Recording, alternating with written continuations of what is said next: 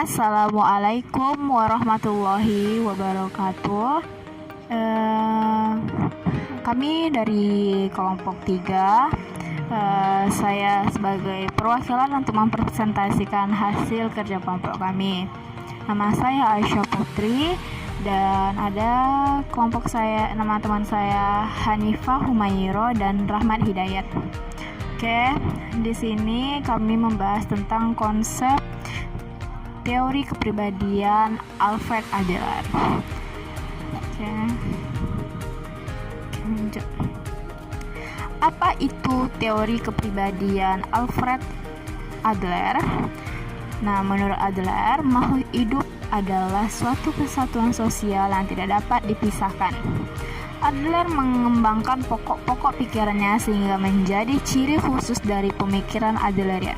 Yang pertama ada itu functional finalism atau tujuan hidup. Yang kedua ada dorongan keakuan. Yang ketiga ada perasaan rendah diri. Dan yang keempat dorongan kemasyarakatan. Yang kelima gaya hidup. Dan yang terakhir itu ada daya kreatif. Nah, prinsip teori kepribadian Alfred Adler beranggapan bahwa individu dan permasalahan hidupnya selalu bersifat sosial. Seperti contohnya merasakan kebersamaan dengan orang lain dan mempedulikan kesejahteraan orang tersebut gitu. Oke, lanjut. Adler juga memiliki 7 prinsip. Nah ini dia prinsip teori kepribadian Alfred Adler. Yang pertama itu ada prinsip teori kepribadian rasa rendah diri. Apa itu? Adler itu yakin bahwa manusia dilahirkan dengan perasaan rendah diri. Kok bisa gitu ya? Perasaan rendah diri itu awalnya dibawa dari sejak lahir, yang tidak bisa melakukan apapun yang dilakukan oleh orang yang sudah besar atau yang sudah dewasa.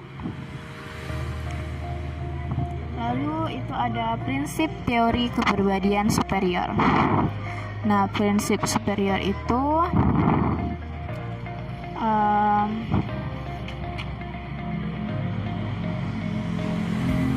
dapat diartikan sebagai usaha untuk mencapai kekuatan diri. Ada juga beranggapan bahwa manusia adalah makhluk yang agresif dan harus selalu agresif bila ingin sesuatu. Apa sih maksud dari agresif gitu ya? Agresif itu bisa dibilang apa ya? Misalnya gini, saya ingin bercita-cita gitu menjadi seorang dokter misalnya. Lalu saya belajar dengan tekun gitu. Pokoknya gigih, ya itulah gigih, agresif gigih gitu ya. Ganas gitu ya, itu dia agresif. Superior ini juga sifatnya itu universal dan tidak mengenal batas waktu. Jadi kita itu tidak perlu berkompetisi dengan orang-orang gitu ya. Oh ya, si Anu udah bisa loh kayak gini gitu ya kan. Ya kita tidak perlu memaksakan keadaan gitu. Contohnya, maaf Soron. Contohnya adik saya misalnya dapat tas baru gitu. Terus saya memaksakan kehendak gitu. Nah, itu disebut. Nah, jadi tidak perlu terburu-buru gitu. Karena batas waktunya juga panjang ya kan, yang untuk menjadi superior itu gitu. Terus yang ketiga itu ada prinsip teori kepribadian gaya hidup. Nah, kepribadian ini gaya hidup itu terdiri dari dorongan dari dalam diri yang mengatur arah perilaku dan dorongan dari lingkungan gitu. Gaya hidup, setiap orang itu punya gaya hidup tergantung dengan lingkungannya. Nah, kalau misalnya lingkungannya itu dengan sekeliling dengan orang-orang yang alim, gaya hidup dia bisa jadi alim gitu. atau lainnya gitu ya. Terus ada prinsip teori kepribadian diri kreatif. Diri yang kreatif adalah pergerakan utama tingkah laku, yaitu membuat sesuatu yang baru yang berbeda dari sebelumnya. Kita membuat sesuatu karya itu kreatif.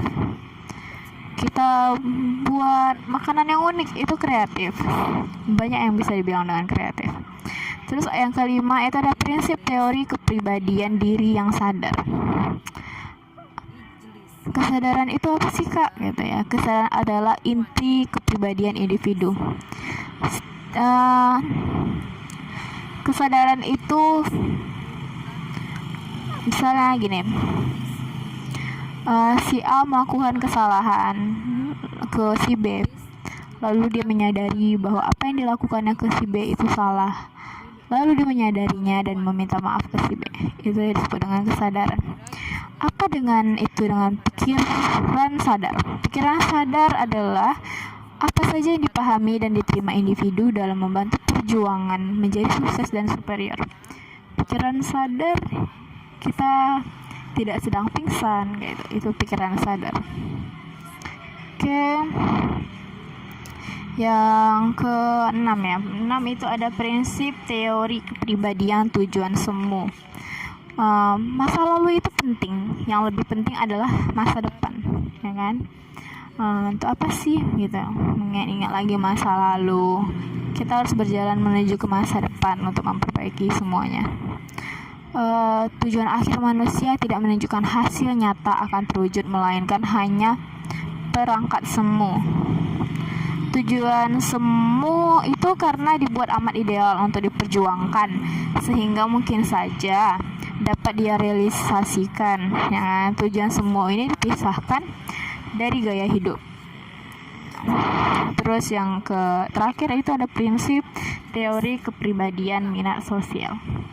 Nah, itu manusia dilahirkan dengan karunia minat sosial yang bersifat itu universal. Kebutuhannya terwujud dalam komunikasi dengan orang lain gitu. Karena kita ini hidup saling berdampingan. Kita tidak hidup sendiri gitu.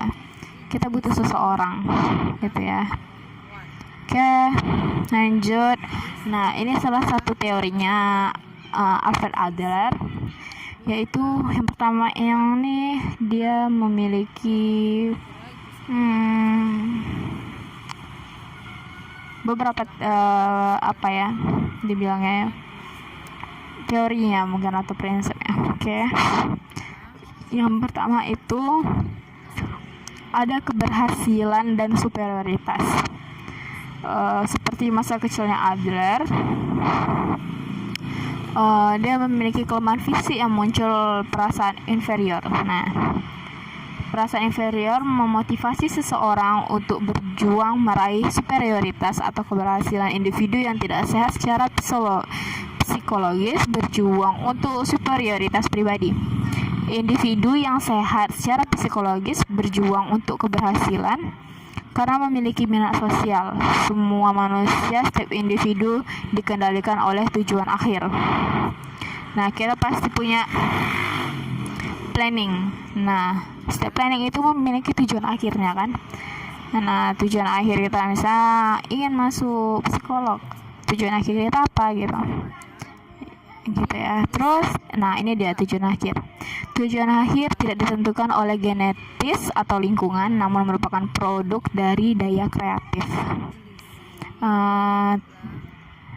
Daya kreatif itu kemampuan manusia untuk secara bebas membentuk perilakunya dan menciptakan kepribadian mereka sendiri. Jadi kita tidak perlu menjadi diri orang lain gitu. Misalnya si A orangnya gini, oh aku mau kayak si A gitu, jangan. Oke. Selanjutnya itu ada daya juang sebagai kompensasi. Setelah tujuan akhir, kita memiliki daya juang sebagai kompensasi pada diri kita. Manusia itu terus-menerus didorong oleh kebutuhan untuk mengatasi perasaan inferior dan didorong oleh keinginan untuk menjadi utuh. Terus daya juang itu juga merupakan bawaan. Sifat dan arah daya juang ini ditentukan oleh perasaan inferior dan tujuan meraih keunggulan. Setiap orang itu pasti ingin menjadi yang nomor satu, ya kan? Terus tanpa daya bawaan untuk menuju kesempurnaan, anak-anak tidak akan pernah merasa inferior. Tanpa perasaan inferior, mereka tidak akan pernah menetapkan tujuan untuk meraih superior atau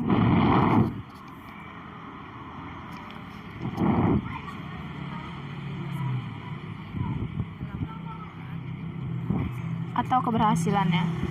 Beberapa orang berjuang untuk keunggulan dan sedikit atau tanpa perhatian pada orang lain gitu. Terus juga ada berjuang meraih superioritas pribadi. Itu tujuannya tuh bersifat personal dan usaha dimotivasi sebagian besar perasaan inferior yang berlebihan atau munculnya inferiority complex. Beberapa orang membuat penyamaran yang pintar untuk mencapai tujuan pribadinya, bisa secara sadar maupun tidak sadar, menyembunyikan kecenderungan mereka untuk memikirkan diri sendiri di balik tirai perhatian sosial. Yang terus ada berjuang meraih keberhasilan. Setiap orang akan berjuang untuk meraih keberhasilannya. Terus kita masuk yang kedua, itu persepsi subjektif. Tadi itu yang pertama ada keberhasilan, ya kan? Yang pertama itu ada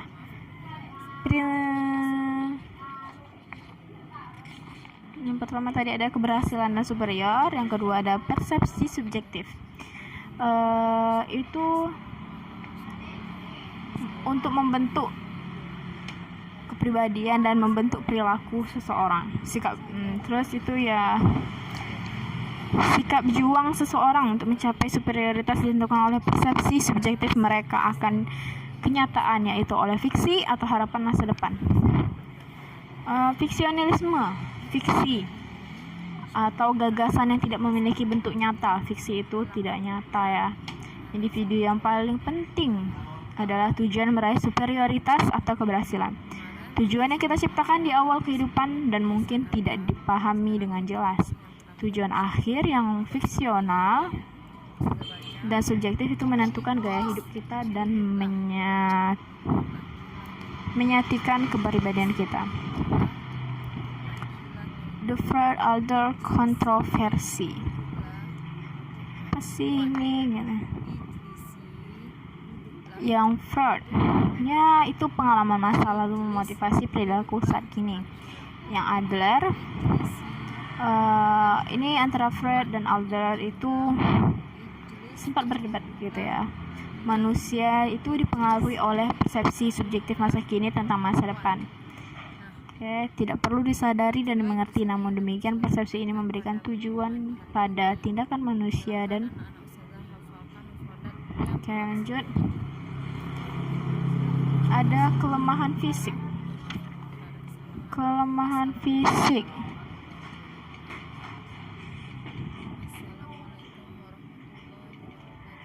Keterbatasan fisik ini menstimulasi persepsi subjektif tentang inferior yang berfungsi sebagai dorongan menuju kesempurnaan atau keutuhan. Itu juga bergerak menuju keadaan psikologis yang sehat dan gaya hidup yang bermanfaat. Melakukan kompensasi secara berlebihan, termotivasi menaklukkan orang lain atau menarik diri dari orang lain. Kelemahan fisik tidak menyebabkan seseorang menjalani gaya hidup tertentu, hanya memberikan motivasi pada saat ini untuk meraih masa depan. Terus itu ada yang ketiga, kesatuan dan self-konsistensi dari kepribadian. Apa sih itu? Contoh dari kepribadian nomor satu itu apa gitu? Harmoni antara tindakan sadar dan tidak sadar.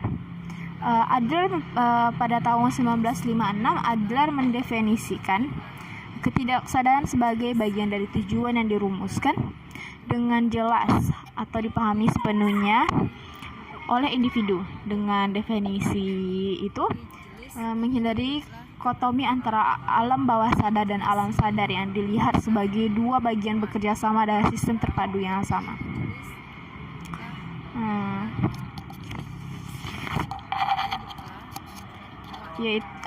Ada juga di dalam kesatuan itu kita memiliki minat sosial. Minat sosial itu pada tahun 1964 Adler itu mendefinisikan sebagai sikap keterikatan dengan umat manusia secara umum maupun sebagai empati untuk setiap anggota masyarakat. Minat sosial termanifestasi dalam bentuk kerjasama dengan orang lain untuk kemajuan sosial daripada keuntungan pribadi ya. Minat sosial harus dikembangkan terutama pada masa 5 tahun pertama hidup seseorang.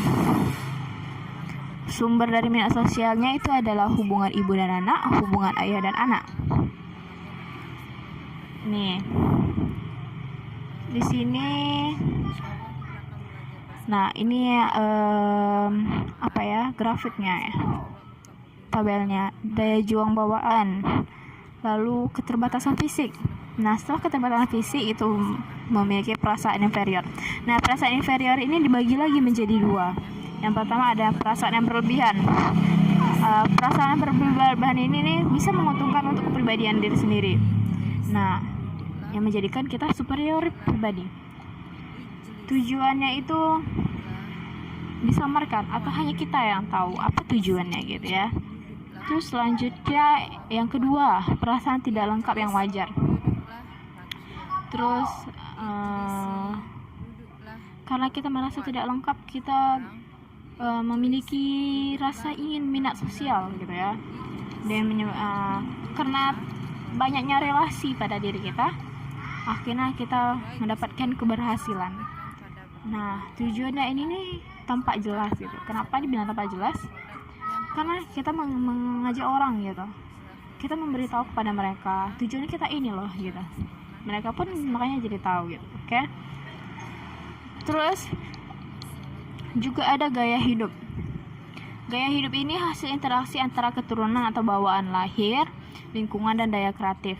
Nah, yang untuk hasil interaksi antara keturunan ini, individu tidak sehat secara psikologis, kaku dan tidak dapat memilih cara baru dalam bereaksi terhadap lingkungannya.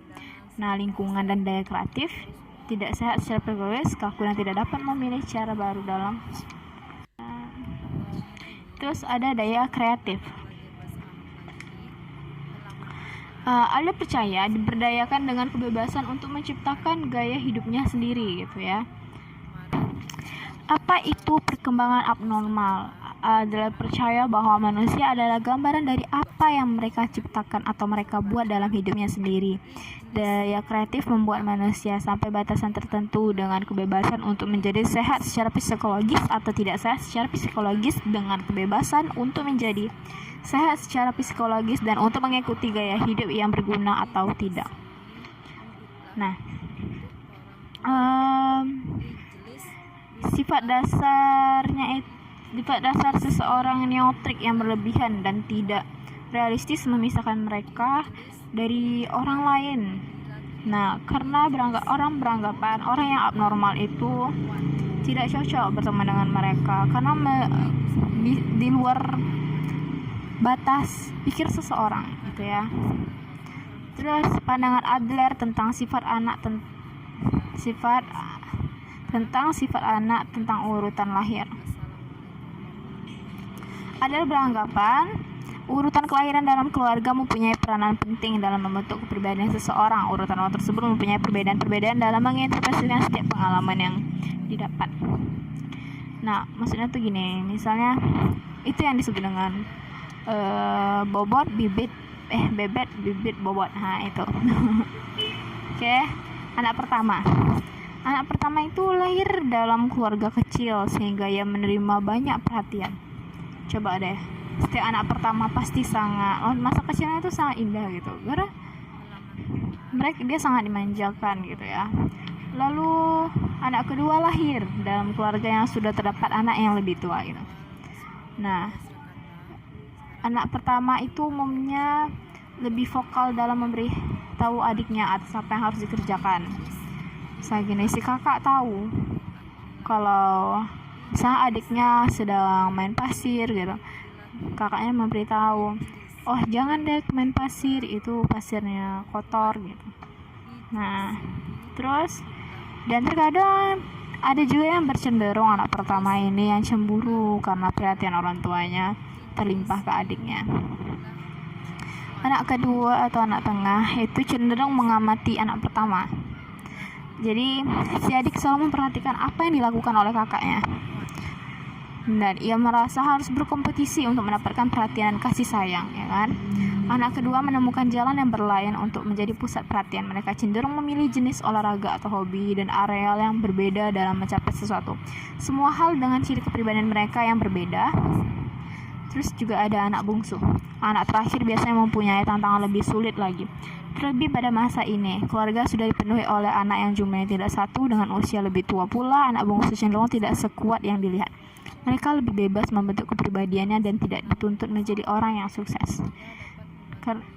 Kalau untuk anak pertama itu biasanya mereka memiliki tanggung jawab yang besar. Contohnya, orang tua itu pasti selalu berkata, sekolah yang benar gitu. Ntar kalau misalnya udah sukses, orang tua sudah tidak sanggup kerja lagi gitu ya, kamu menjadi tulang punggung keluarga gitu. Terus sedangkan anak bungsu itu tidak terlalu dituntut untuk melakukan sesuatu gitu. Oke, habis. Oke. Sekian presentasi dari kelompok 3. Maaf jika ada kata-kata yang salah, saya mohon maaf. Semoga apa yang saya sampaikan dan apa yang kami tampilkan dapat bermanfaat dan dapat dimengerti. Wassalamualaikum warahmatullahi wabarakatuh.